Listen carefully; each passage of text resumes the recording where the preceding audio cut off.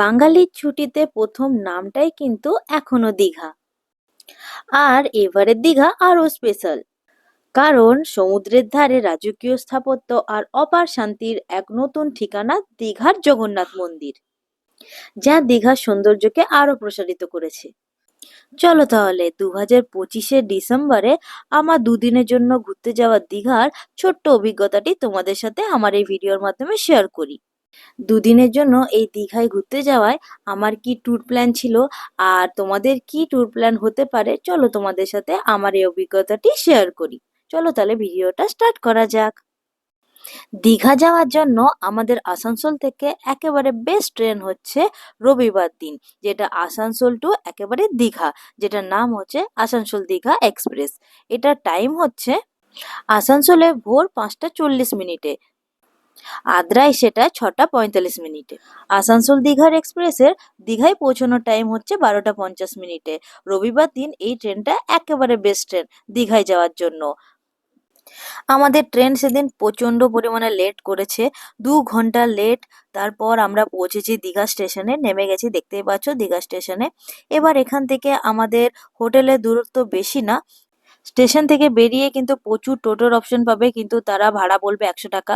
কিন্তু এখানে মাত্র 20 টাকা ভাড়াতেই কিন্তু এক জায়গা থেকে আরেক জায়গায় যাওয়া অনায়াসে যায়। কিন্তু তারপর আবার 50 টাকা ভাড়াও এখানে আছে। দেখো পৌঁছে গেছি আমরা হোটেলে, চলো আমাদের হোটেলটা তোমাদেরকে ঘুরে দেখাই। আমাদের হোটেলের নাম হচ্ছে দি মেরিন ওয়েভ। আমরা যেহেতু 2025 মোটামুটি 17-18 তারিখ নাগাদ করে দীঘায় গেছিলাম, তো সেই জন্য আমাদের হোটেল রেন্ট ওখানে পড়েছিল এই রুমটার 650 করে পার ডে। এবার ধরা যাক পিক সিজন মানে 30 তারিখ বা 31 ডিসেম্বরে যদি এই রুমটাই ভাড়া নেওয়া হয়, তাহলে এই রুমটার ভাড়া পার ডে 1000 বা তার বেশিও হতে পারে, কারণ দিন হিসাবে এখানে রুমের রেন্ট ঠিক করা হয়। এবার দেখো রুমটার ব্যবস্থা ছিল খুবই সুন্দর, সুন্দর একটা বেলকনিও ছিল, তার মধ্যে এসি, টিভি, গিজার সমস্ত রকমের ব্যবস্থাও ছিল। তো আমাদের 2 ঘন্টা লেট ছিল। আমরা হোটেলে ঢুকে একটু ফ্রেশ হয়ে বেরোলাম একটু সি বিচের দিকে। একটু একটু করে না ঘুরলে হবেই না। দীঘার বিচের কাছে চলে এসেছি, ভিড় প্রচুর। ভ্যাকেশনে এখন সবাই মনে হয় কি দীঘায় এসছে।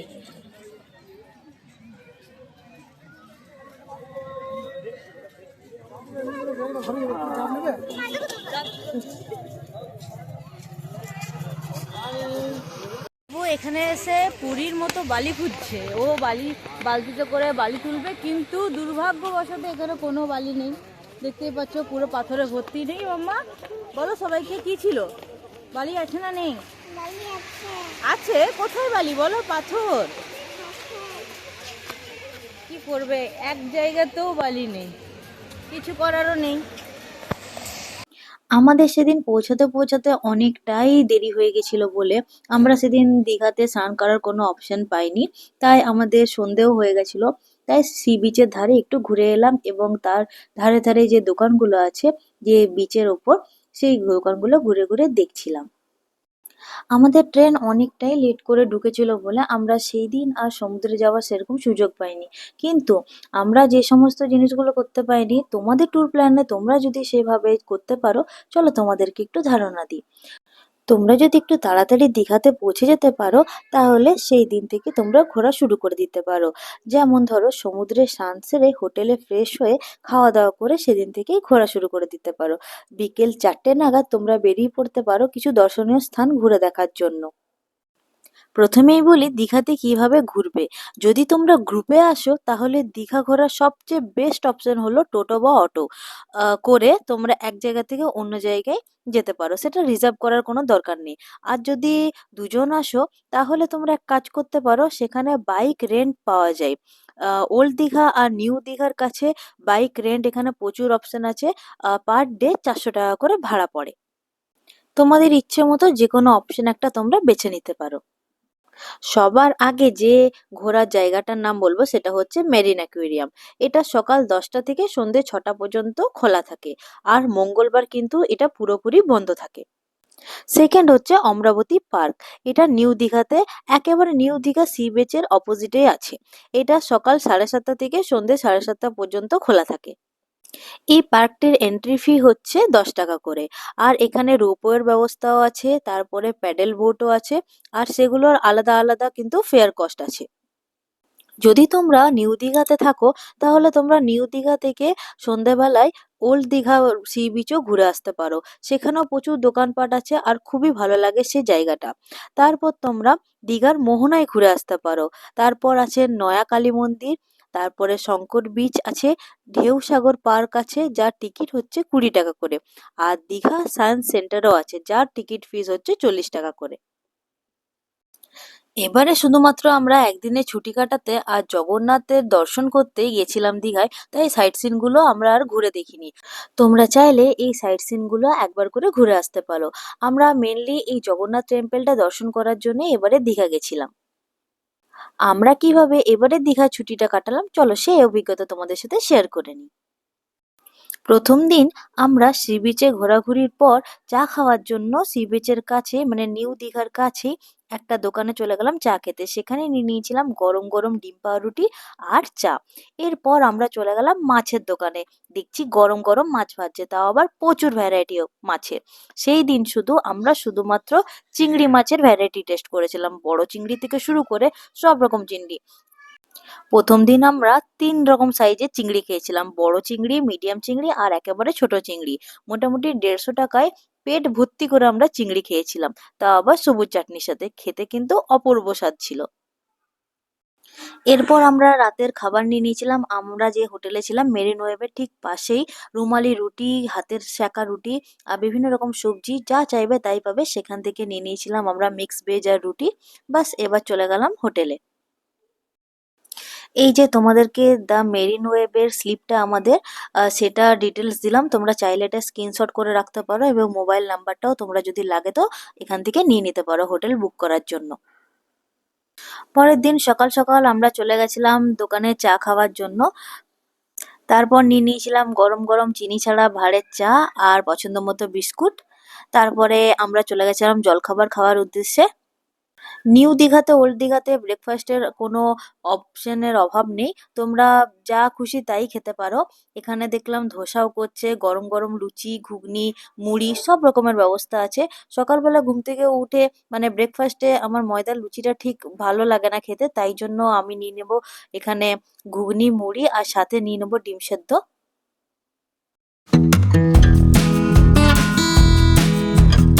এরপর আমরা স্নান সেরে একটা টোটো করে চলে গেছিলাম জগন্নাথ মন্দিরের উদ্দেশ্যে। আর জগন্নাথ মন্দিরে যাওয়ার জন্য আমাদের টোটো ভাড়া পড়েছিল 50 টাকা। এবার দেখো এখানে প্রচুর ভিড়, এখানে বিভিন্ন রকম কাউন্টার করা আছে। সেই কাউন্টারের মধ্যে ব্যাগ জমা করার জন্য আর জুতো জমা করার জন্য। ব্যাগ বলতে এখানে ছোট ব্যাগ 5 টাকা দিয়ে রাখা হচ্ছে, আর একটু বড় সাইজের লাগেজ ব্যাগগুলো 10 টাকা দিয়ে রাখা হচ্ছে। আর জুতো রাখার জন্য বিভিন্ন রকম থলি করা আছে, সেই থলির মধ্যে রাখতে হচ্ছে, কিন্তু জুতো রাখার জন্য কোনো রকম টাকা পে করার দরকার নেই। এরপর আমরা চলে যাচ্ছি ভেতরে জগন্নাথ মন্দিরে। মন্দিরে ঢুকেই দেখলাম এখানে সুন্দর পা ধোয়ার ব্যবস্থা আছে, হাত মুখ ধুয়ে পা ধুয়ে আমরা এবার মন্দিরের ভেতরে ঢুকবো। এরিয়াটা বিরাট বড়, অনেকটা জায়গা জুড়ে, দেখতেই পাচ্ছ তোমরা, বেশ সুন্দর। মন্দিরের ভেতরে ক্যামেরা অ্যালাউ আছে কিন্তু ফটো তোলা নিষেধ, তাই জন্য সে ভেতরে ফটো তুলতে পারিনি। তাই বাইরেটাই একটু তোমরা ভিউ এনজয় করো, জগন্নাথ মন্দিরের বাইরেটাই একটু একটু করে আমি ভিডিও করে তোমাদের সাথে শেয়ার করলাম। ঘুরলাম, চারিদিকটা ঘুরে দেখলাম, জায়গাটা বেশ সুন্দর, খোলামেলা। পাপার কাছে জল খাও, পাপার কাছে জল খাও। মানে এতটাই রোদ আছে, গরম লাগছে প্রচন্ড। জগন্নাথ মন্দির দর্শন করে এবার আমরা একটা টোটো নিয়ে চলে গেলাম ওল্ড দীঘার দিকে। ওল্ড দীঘায় গিয়ে ডাবের ঠেলা দেখে আর নিজেকে আটকে রাখতে পারলাম না, কারণ সি বিচে এসে ডাব যদি না খাই তাহলে আর কি খেলাম। সেখানে নিয়ে নিলাম 40 টাকা দিয়ে দুটো ডাব, দিয়ে ডাব খেয়ে চলে গেলাম সি বিচের দিকে। বালি তো এখানে তো একটু একটু হালকা ফুলকা বালি আছে। উফ, প্রচুর রোদ, গরমকালে যে কি অবস্থা হয় এখানে। মানে প্রায় 2-2.5 ঘন্টার মতো বালি নিয়ে খেললো, মানে মন ভরে খেলে নিয়েছে। এখানে একটু মতো বালি আছে, যেহেতু এখানে হয়তো সমুদ্রের জলটা এতটা পর্যন্ত আসে। এবার আমরা যাচ্ছি খাবারের দিকে, চলো খাবার খাওয়া যাক এবার। সেদিন আমরা দুপুরের খাওয়া দাওয়া ওল্ড দীঘাতেই করেছিলাম। ওল্ড দীঘা সি বিচের একেবারে কাছে দ্রৌপদী হোটেল রেস্টুরেন্ট, সেখানে খাবার দাবার কিন্তু খুবই ভালো ছিল। আমরা সেখানে অর্ডার করেছিলাম ডিমের থালি, ডিম ভাত, আর সেখানে ডিমের থালির কস্ট ছিল 110 টাকা করে। বেশ ভালো ছিল খাবার দাবার।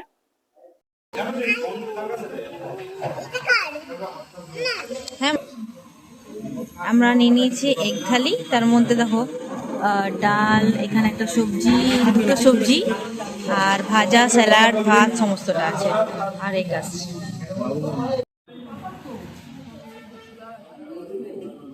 এখন চা বিস্কুট খেতে এলাম। মামা কোন বিস্কুটটা নিয়েছো?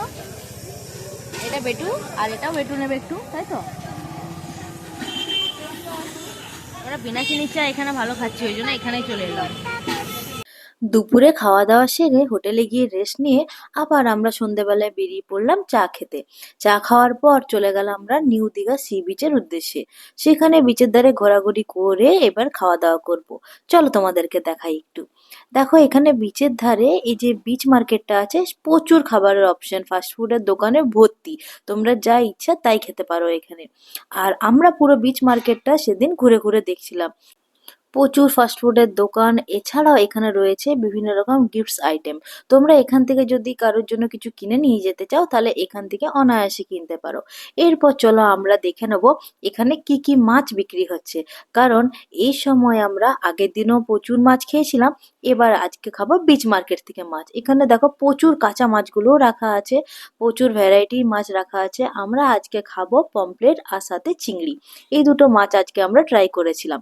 এখানে এক একটা পমফ্রেট ছিল 60 টাকা করে পিস।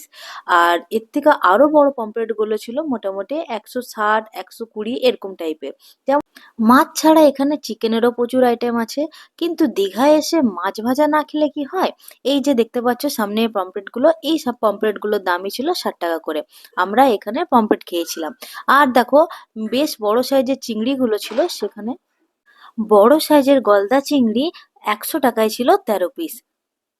মাছ খেয়ে সন্ধ্যেবেলায় পেট ভর্তি করার পর রাতে হালকার মধ্যে ডিনারটা সারলাম। আমরা নিয়ে নিয়েছিলাম মিক্স ভেজ আর রুটি, সাথে ছিল অমলেট। এই হোটেলে মিক্স ভেজের দাম ছিল 100 টাকা প্লেট, ফুল প্লেট। আর রুটিগুলো ছিল 5 টাকা পিস করে। আর রুমালি রুটিগুলোর এক এক পিসের দাম ছিল 30 টাকা করে। নেক্সট ডে ছিল আমাদের যাবার পালা। ঘুম থেকে উঠে সকাল সকাল চলে এসেছিলাম আমাদের সেই চায়ের দোকানে। এই চায়ের দোকানটা একেবারে চার মাথা মোড়ের সামনেই। তোমরা গেলেই দেখতে পারবে এখানে চাটা কিন্তু বেশ ভালো ছিল। এখানে চিনি ছাড়া চায়ের দাম ছিল 10 টাকা করে। সেখানে চা বিস্কুট খেয়ে আমরা চলে গেলাম ব্রেকফাস্ট করতে। সেই দিনও আমরা মুড়ি, ঘুগনি আর ডিম সেদ্ধ ব্রেকফাস্ট করে বেরিয়ে পড়েছিলাম স্টেশনের দিকে। কারণ সেদিন ছিল আমাদের বাড়ি যাওয়ার পালা।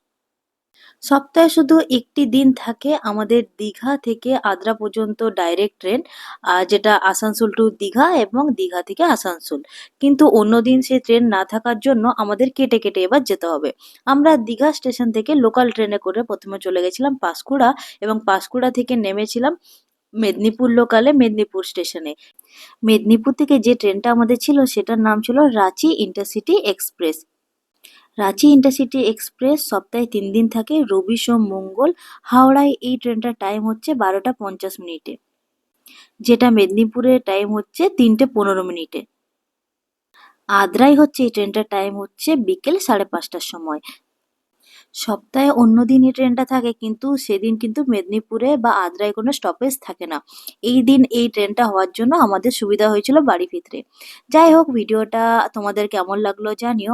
আমাদের এই 2 দিনের দীঘার ট্যুর প্ল্যানটা তোমাদের কেমন লাগলো সেটাও জানিও। ভালো লাগলে আবার নতুন নতুন ভিডিও করব।